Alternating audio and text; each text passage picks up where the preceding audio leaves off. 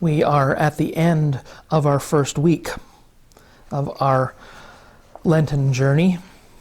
Reading from the book, The Road to Emmaus, this is our first performance that sums up our week and gives us some potential activities to strengthen what we have learned, to put what we have learned into action. A walk of awareness. Begin by offering the time of the walk to God to use. Give thanks for the place where you will be walking and for the opportunity to spend time with God's creation and open yourself to the working of the Spirit. Then, as Thomas Traherne puts it, by an act of understanding, therefore be present now with all the creatures among which you live, and hear them in their beings and operations praising God in a heavenly manner, some of them vocally, others in their ministry, all of them naturally and continually. As you step outside, take a moment to be conscious of the air and of your breathing. Every breath is God's gift of life. Give thanks for the weather, whatever it's like. Pray with Traherne. Let all thy creatures bless thee, O Lord, and my soul praise and bless thee for them all. Take a moment to be conscious of the earth beneath your feet. Walk slowly and mindfully. This is not walking to reach a destination or to exercise off your lunch. Give yourself plenty of time to notice everything that is around you. When something particularly catches your eye, stop walking and give it your full attention. Try to see it afresh, as if for the first time, like a child. A child's world is fresh and new and beautiful, full of wonder and excitement.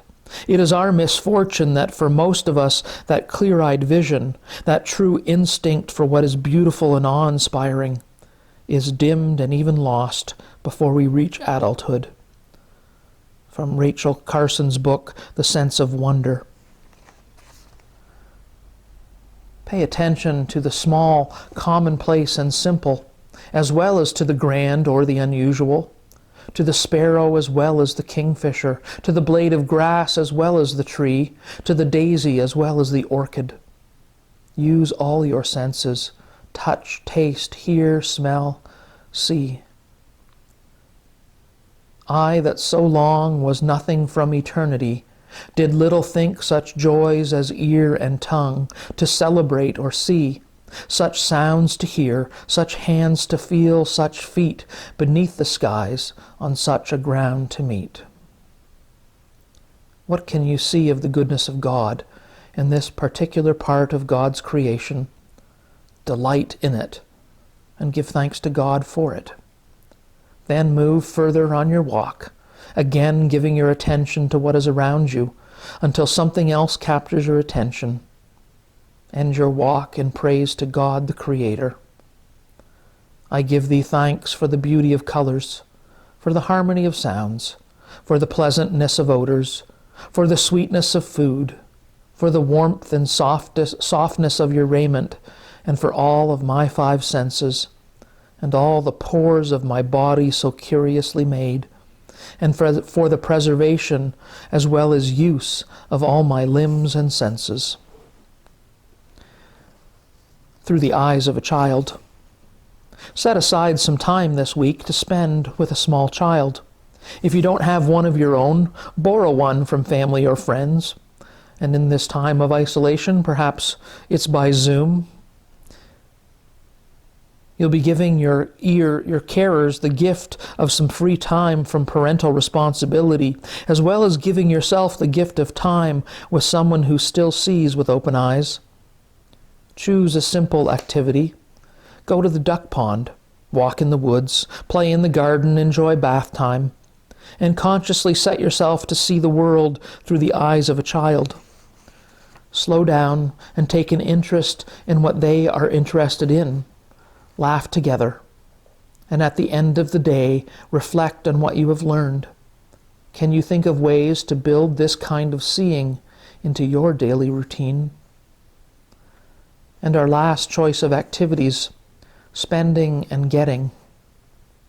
Whenever you shop this week, take a little time beforehand to consider why you are buying what you are buying.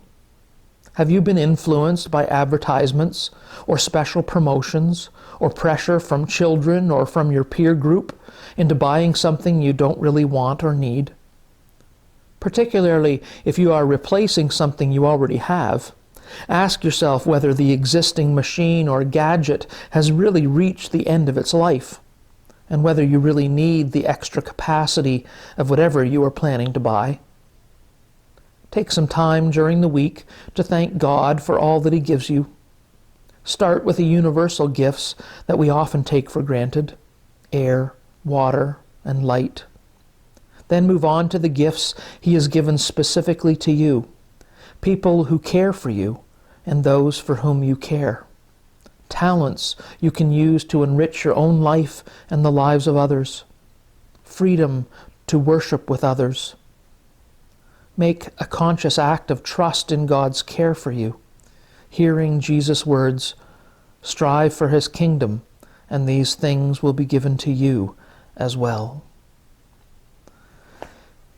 Feel free to re-listen to this performance, these 3 different methods or ways. You can choose one or all 3 as you are able, and put the practices, the things that we have discussed and learned this week, into practice, the practice of our lives and our faith. Amen.